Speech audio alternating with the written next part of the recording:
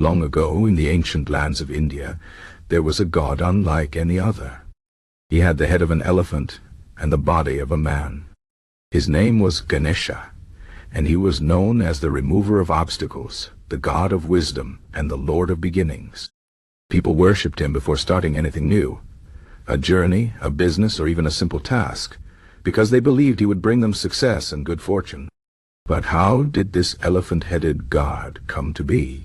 And why was he so important in ancient carvings and stories? Let us travel back in time to uncover the tale of Ganesha, as told through the stone carvings and sculptures left behind by the people of old. The story of Ganesha begins with his mother, the goddess Parvati. She was the wife of Lord Shiva, the great god of destruction. One day, while Shiva was away, Parvati wanted to take a bath. She needed someone to guard her door, so she decided to create a son from the dirt and oils of her own body. She shaped the boy with her hands and breathed life into him. She named him Ganesha and told him to stand guard while she bathed. Soon Shiva returned home, but Ganesha, following his mother's orders, would not let him enter. Shiva was furious. He did not know that this boy was his own son, and in his anger he cut off Ganesha's head. When Parvati saw what had happened, she was filled with grief and rage. She told Shiva that he had killed their son, and Shiva, filled with regret, promised to bring Ganesha back to life. Shiva sent his followers to find the head of the first living being they came across. They returned with the head of a mighty elephant. Shiva placed the elephant's head on Ganesha's body and brought him back to life. From that day on, Ganesha became the elephant-headed god. To make up for his mistake, Shiva declared that Ganesha would be worshipped before any other god. This is why, even today, people pray to Ganesha first before beginning any important work. Now, let us look at how the ancient people honored Ganesha through their carvings. In temples and caves across India, stone artists carved images of Ganesha into walls, pillars, and statues. These carvings were not just decorations. They were prayers made solid, a way for people to show their devotion and ask for Ganesha's blessings.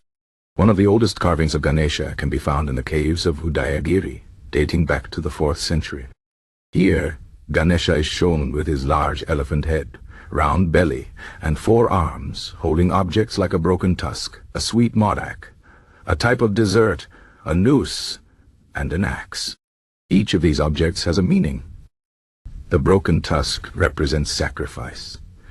Ganesha is said to have broken his own tusk to write the great epic, the Mahabharata. The modak symbolizes the sweetness of knowledge. The noose pulls devotees closer to the truth, while the axe cuts away ignorance. In another ancient temple, the Ellora caves, Ganesha is shown dancing. This carving shows him as Natarara, the lord of dance. Just like his father Shiva, Ganesha is a dancer, and his movements represent the rhythm of the universe. Dancing Ganesha carvings remind us that life is a balance of joy and duty. But why did people carve Ganesha so often? The answer lies in his role as a guardian. Temples were sacred places, and people believed that having Ganesha's image at the entrance would protect them from evil.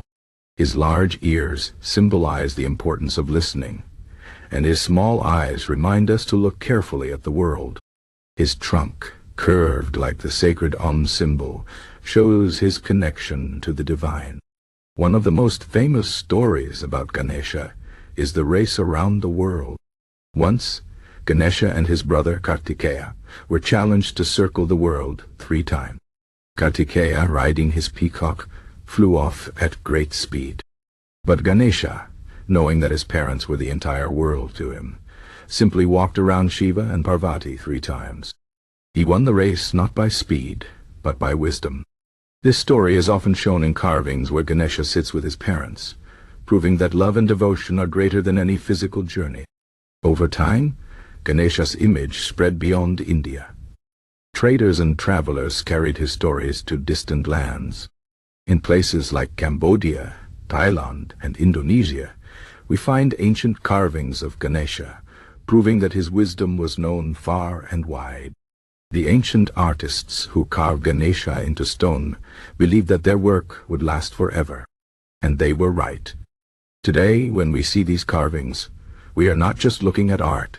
We are hearing the whispers of an ancient prayer, a call for wisdom, protection, and new beginnings. So the next time you see an image of Ganesha, remember the stories carved in stone.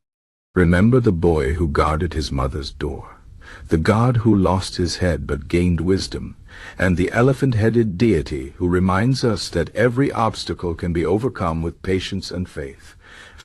The ancient carvings are not just history, they are a message passed down through time, telling us that Ganesha's blessings are always near.